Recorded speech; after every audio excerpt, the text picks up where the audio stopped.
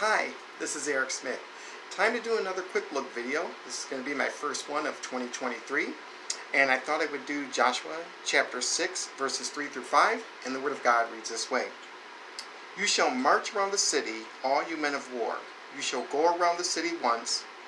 This you shall do 6 days, and 7 priests shall bear 7 trumpets of ram's horns before the ark.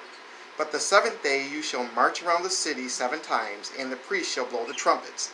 It shall come to pass, when they make a long blast with the ram's horn, and when you hear the sound of the trumpet, that all the people shall shout with a great shout. Then the wall of the city will fall down flat, and the people shall go up, every man straight before him. In Joshua chapter 6, we have the account of the destruction of Jericho.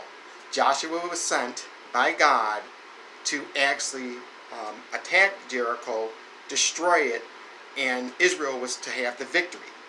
The instructions in verses 3 through 5, though they may seem really bizarre, it would show Israel's trust in God's promise to give them Jericho, and you see that in verse 2. In verse 2, God says He's going to give them Jericho. So He gives them these very strange instructions. And in verse 3, the men of war were to march around the city once, and they were supposed to do it 6 days in a row. So they're supposed to march around Jericho one time, and they're supposed to do it 6 days in a row. Notice verse 4 says, and 7 priests shall bear 7 trumpets of ram's horns before the ark. But the 7th day you shall march around the city 7 times, and the priests shall blow the trumpets. So notice on the 7th day, they would march around 7 times instead of just once. And when they were marching around every single day, the 7 priests were going to blow 7 trumpets. And 7 is a significant number because it's a number of completeness in the scriptures. When you see the number 7, it's actually a reflection of the completeness of God. So that's why the number 7 is really important. So in verse 4, they're going to march around on the 7th day 7 times, and the 7 priests are going to blow the 7 trumpets.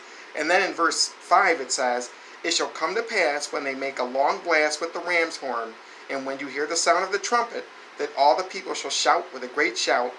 Then the wall of the city, that's the walls around Jericho, will fall down flat, and the people shall go up, every man straight before him.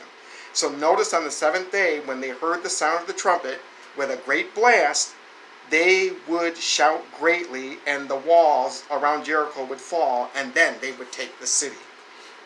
Now, this is a wonderful account, and when you read further than verse 5, you will see that everything God told them to do was going to succeed, everything was going to come to pass.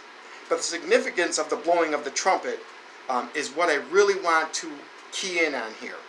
In the Hebrew, the trumpet is known as a shofar. It's the ram's horn. This is blown by Israel to announce the new moon, for religious ceremonies, and to signify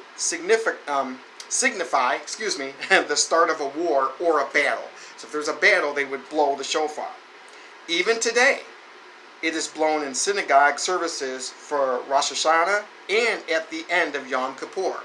So Jewish people today still blow the shofar. And the reason you see the priests doing it is because it was designated by God in Numbers 10. You'll see a pattern there in Numbers 10 where God says that the priests would have to blow the shofar. Dear Christian, when we read this account of Jericho and we read the victory, we know that this is a strange thing God told Israel to do.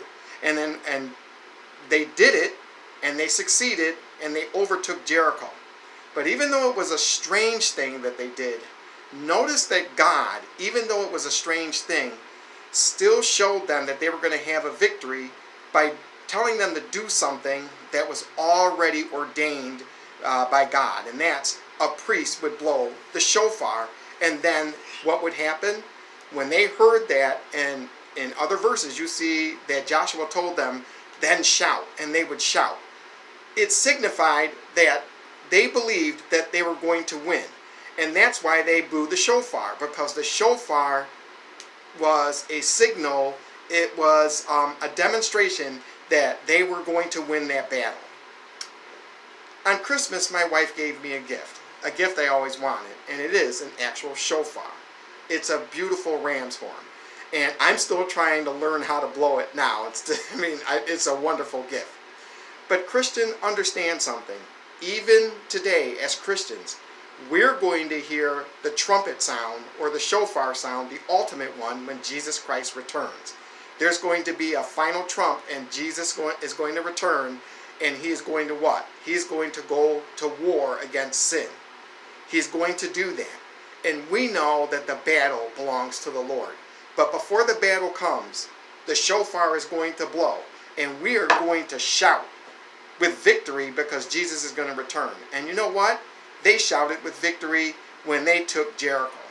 So, this is Joshua chapter 6, verses 3 through 5. I just wanted to do a quick look to remind you, Christian, that the victory always belongs to God. But God still has us to do something, even in the midst of telling us that he is going to win. And he told Joshua and the nation of Israel to do something, and even though going around Jericho seemed kind of strange, they knew they were going to win the battle because they were going to blow the shofar. And after they blew the shofar, they were going to shout, and the walls would come tumbling down. Today, we need to know that there is going to be a final trumpet, a final shofar. Jesus Christ is going to return, and he's going to have the victory. And no matter what's going on in this sinful world, we know that the Lord is going to accomplish what he wants to do. He will rule and reign, but he's going to have the victory first. As always, if the videos on this channel have encouraged your Christian walk and edified you in any way whatsoever, but you have not subscribed to my channel yet and you want to, hit the button. If you want to leave any comments, please do so, but please don't be snarky. Please do not be profane. We want to be Christ-like in everything we say and do as Christians. And as we go into 2023, let's remember this victory that Joshua had, but it was actually God's victory. But you know what? They knew they were going to have the victory because they were going to blow the shofar. And after the shofar was blown, you know what? They were going to shout, and the walls would come tumbling down. Even today, God is going to come back. Jesus Christ is going to return to rule and reign, and he's going to defeat all his enemies. And you know what we're going to hear before that? We are going to hear the trumpet or the shofar blow. Thank you for listening. Thank you for watching, and God bless.